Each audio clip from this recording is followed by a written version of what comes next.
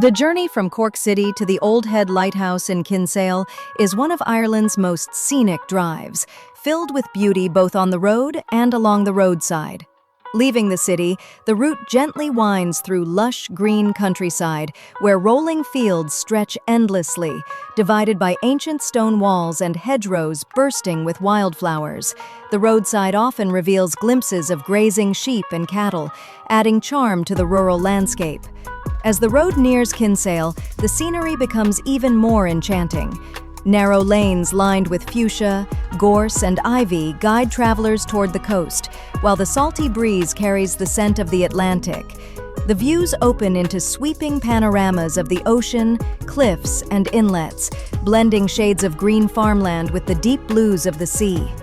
Approaching the Old Head, the landscape turns dramatic. Sheer cliffs plunge into the waves below, and the horizon seems endless. The lighthouse stands proudly at the edge, a sentinel overlooking the wild Atlantic. The contrast of vibrant green fields against rugged cliffs and the sparkle of the sea creates a view of pure natural beauty, making the drive not just a journey, but an unforgettable experience. The Old Head Lighthouses of Cork, Ireland. Perched on the rugged southern coast of Ireland, where the Atlantic Ocean crashes endlessly against sheer cliffs, stands one of the country's most storied maritime landmarks, the Old Head of Kinsale.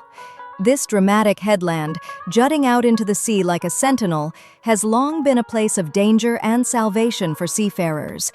For centuries, lighthouses at the Old Head have guided vessels through treacherous waters, their beams piercing fog and storm, ensuring safe passage along Ireland's southern approaches. A dangerous coastline. County Cork's coastline is famed for its beauty, but also for its hazards. Deep bays, rocky outcrops, and unpredictable weather have conspired to wreck countless ships over the centuries.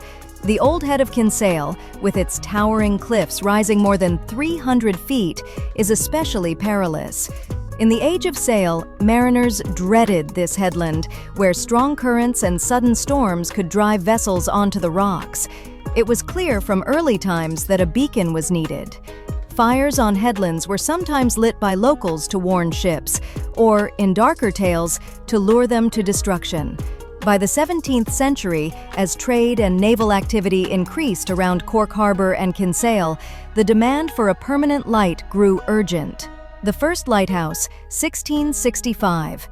The first lighthouse at the Old Head was built in 1665 under the direction of Sir Robert Reading, who oversaw several early Irish lights. Unlike the soaring stone towers of later centuries, this was a simple structure, a cottage with a coal-burning brazier mounted on the roof. Night after night, keepers hauled fuel up the cliffs, keeping the flames alive. The light was crude, often obscured by smoke or weather, but it was a start. Still, coal fires were inefficient and often invisible in heavy fog. Complaints from mariners were frequent. Ship owners and merchants pressed for improvements, knowing that safer navigation meant safer cargo and profit. The Stone Tower of 1814. By the early 1800s, with Cork thriving as a port and naval base, a new lighthouse was commissioned. In 1814, a proper stone tower was completed on the Old Head, standing sturdily against the Atlantic winds. Instead of coal, it used oil lamps with polished reflectors, technology far superior for producing a steady, visible light.